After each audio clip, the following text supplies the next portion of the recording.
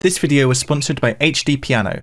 The Abbey Road medley was the Beatles' last hurrah, the grand conclusion to their relatively short but infinitely influential recording career. Referred to by the band as the Long One, the medley is a stretch of 9 songs on the B-side of their album, Abbey Road. To varying degrees, these 9 songs are medleyed together into one big piece, and was an attempt to take a more symphonic approach to their music. So today let's look at how these 9 different songs weave together, how they reference each other and segue to create what would be the Beatles' final feat of pop music pioneership. The Long One begins with the song You Never Give Me Your Money, and it's here right off the bat that some of the main melodic ideas and motifs are introduced that will get referenced again later in the medley. You never give me your money. Despite this song just being the opening of the 9-track medley, You Never Give Me Your Money within itself is like a pocket symphony, an episodic song exploring various different moods, key centres and feels.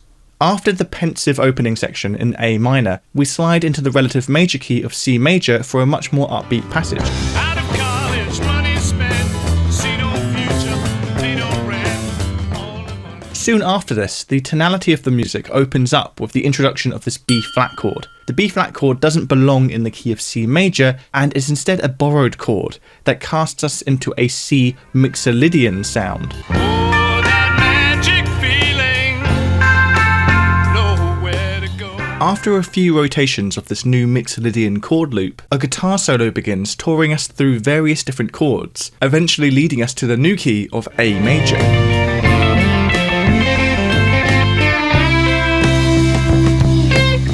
The modulation to the new key is ultimately achieved through the use of this motif, this short bit of melody from the guitar, accompanied by the chord 1 and then the dominant chord built on its 6th degree.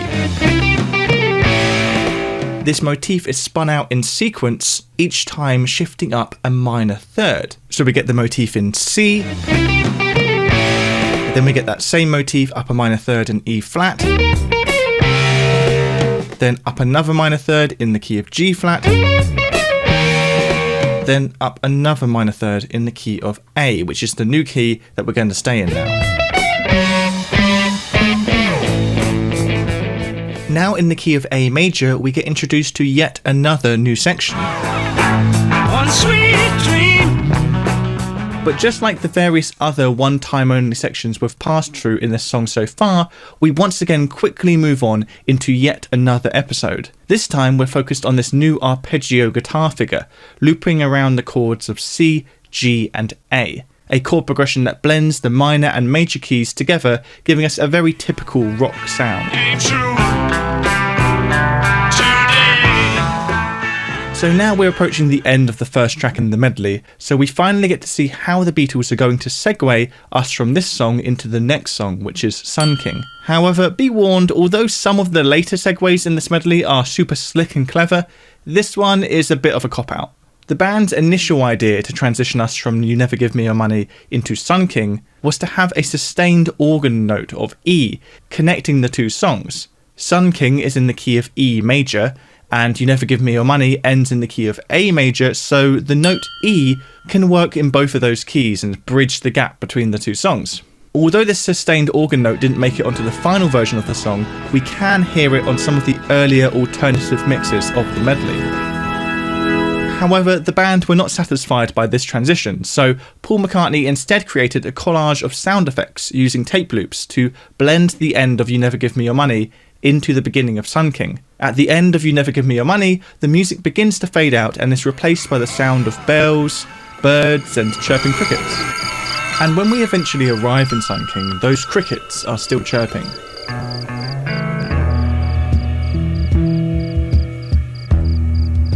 Inspired by Fleetwood Mac's Albatross, which came out the previous year, Sun King spends its first minute as a relaxed guitar instrumental in the key of E major. That is until the vocals enter with this lush G11 chord, which modulates us from the key of E major to the new key of C major.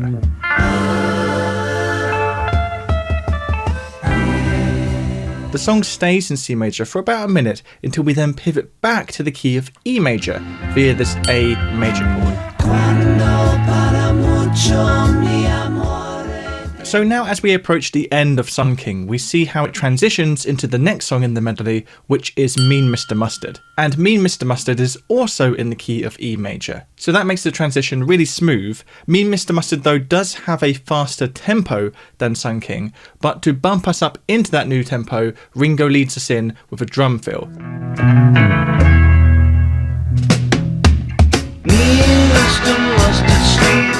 Mean Mr. Mustard is only 1 minute long, but John manages to pack quite a lot into this short biography, including a time signature change near the end of the song where we jump from the 4/4 meter that we've been in so far to 3/4, just for a few bars. Such a dirty old man.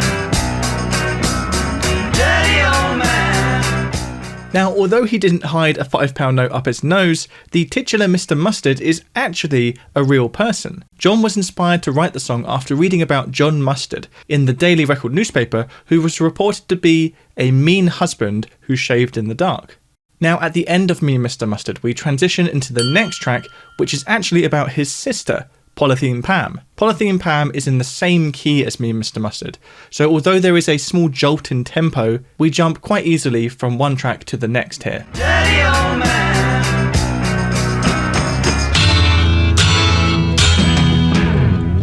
However, originally, Polythene Pam wasn't meant to be the next track in the medley. Earlier versions of the long one put the song Her Majesty in this gap, and we can actually hear how that sounded on this earlier mix of the medley that's available on the Super Deluxe edition of Abbey Road.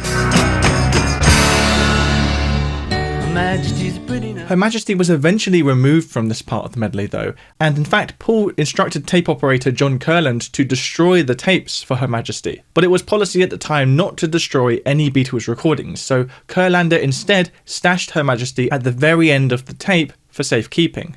In the original track order for the long one, Her Majesty was followed by Polythene Pam, and by listening to that earlier mix of the long one we can hear how that would have sounded. Yeah, someday I'm gonna make a mine.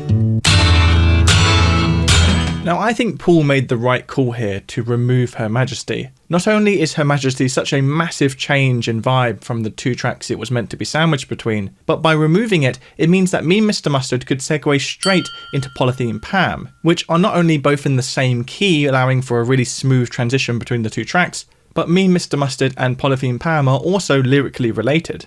Just like her brother's song, Polythene Pam is a short song at just over a minute in duration. Well, you should see it in black, dressed in a polythene black. Yes, you should see Polythene.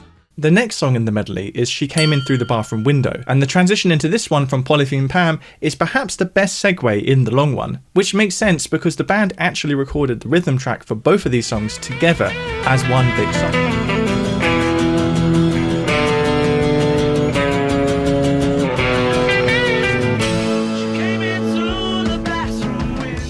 Polythene Pam ends in the key of E major, but She Came In Through the Bathroom Window is in the key of A major. These two keys though are easy to transition between because they are what we call closely related keys. The key of E major and A major have 6 out of 7 of their notes in common, with the only difference being whether they use a D sharp or a D natural. So all we have to do to modulate into the key of A major from the key of E major is to start using A major's D natural rather than E major's D sharp.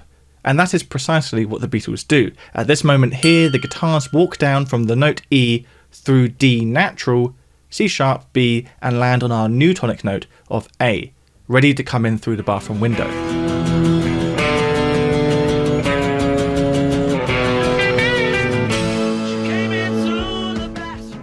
She Came In Through the Bathroom Window is based on real events. Paul wrote the song after some overly obsessed fans decided to use a ladder to climb through the window of his St John Wood's home. The girls then stole some of Paul's clothes and some photographs.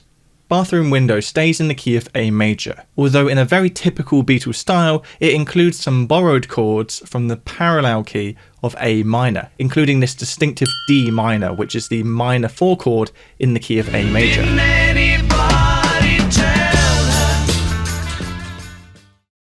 I'm using quite a lot of sheet music in this video, but there are lots of ways to learn music without being able to read sheet music. Just ask the Beatles because they couldn't read sheet music. And one great way to learn the piano without any sheet music is HDpiano. HDpiano offer a massive and regularly updated library of songs, all available to learn with these easy to follow tutorials. The tutor guides you through each section of the song, and the notes fall from above onto the keyboard to make it easy to follow along. You can get started for free right now by following the link to HDpiano down below in the description. Thank you very much. The next song in the medley is Golden Slumbers, but even though Golden Slumbers is in the key of A minor and would therefore be fairly easy to jump to from She Came In Through the Bathroom Window's key of A major, for some reason we don't get a segue between these two tracks. She Came In Through the Bathroom Window just comes to a standard ending, and then we get a small amount of silence before we hear the opening piano chord of Golden Slumber. Once there was a way. If You Never Give Me Your Money was the opening movement of the long one, then the tracks Sun King through to Bathroom Window are the middle movement, and Golden Slumbers is the beginning of the final movement of this piece. Many of the harmonic and melodic ideas introduced right back at the start in You Never Give Me Your Money begin to re-emerge here in the final third of the medley. For example, here in the opening verse of Golden Slumbers, the chord progression is very similar to the opening verse of You Never Give Me Your Money, with this A minor 7, D minor 7, G7, C progression. Once there was a way to get back homeward.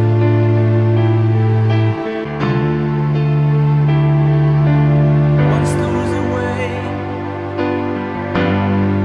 to get back. The similar use of harmony and instrumentation places Golden Slumber into the same sound world as You Never Give Me Your Money. The two songs sound related, like they grew from the same seed. Paul based Golden Slumbers on the poem Cradle Song by Thomas Dekker. McCartney's stepsister Ruth had left sheet music for a musical setting of Cradle Song at the piano, but unable to read the music, Paul instead set the words of the poem to his own music, making a few small changes along the way. Much like Polythene Pam and She Came In Through the Bathroom Window, Golden Slumbers and the following song, Carry That Weight, were both recorded at the same time as one big track, and we can hear that in the cleanness of the transition from one track to the other. Carry That Weight is in the key of C major, the relative major of Golden Slumbers A minor, and the two songs are in the same tempo, so moving from one to the next is seamless. Sing a lullaby.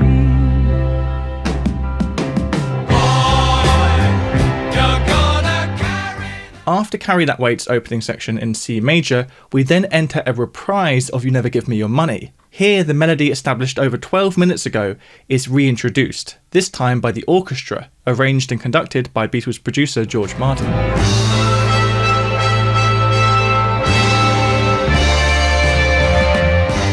The vocals then re-enter, singing a new lyric to the tune. I never give you my pillow. Next, we return to the Carry That Weight verse that we heard just before, and then this leads us down into some very familiar guitar arpeggios that we heard earlier in the medley with You Never Give Me Your Money.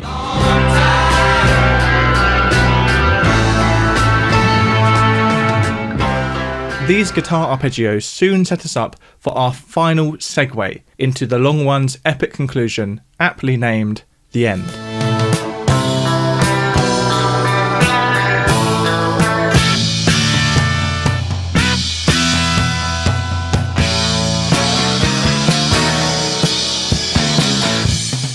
Carry That Weight ends in the key of A major, and The End opens in the key of A major, so the jump from one to the next is made fairly smooth. Now, it's here in The End that the Beatles really give us that grand finale, not just to this medley, but to their entire career. Although Let It Be would wind up being the final Beatles album to be released, it was recorded before Abbey Road. The Abbey Road album really is the Beatles' final effort, and this final track, The End, was actually the final song to be recorded by all four members of the band. And well, what a track to end on. The End is the only Beatles song to feature a solo from all four members, and the one and only time that we hear Ringo give us a drum solo.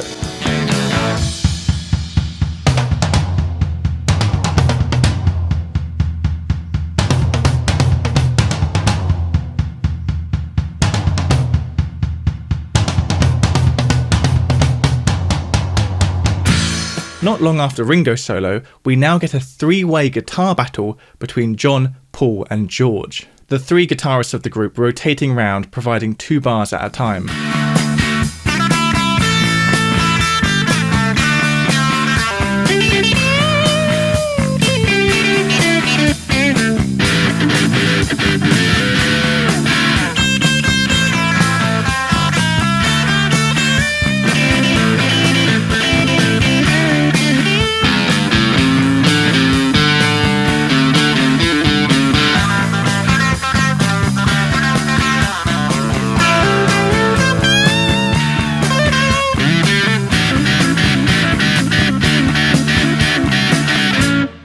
And with the battle over, the song falls away to just a staccato A major chord played on the piano. And just as we get a final little modulation from the key of A to the key of C, Paul delivers us one final couplet to stand as the final bit of scripture from the Fab Four.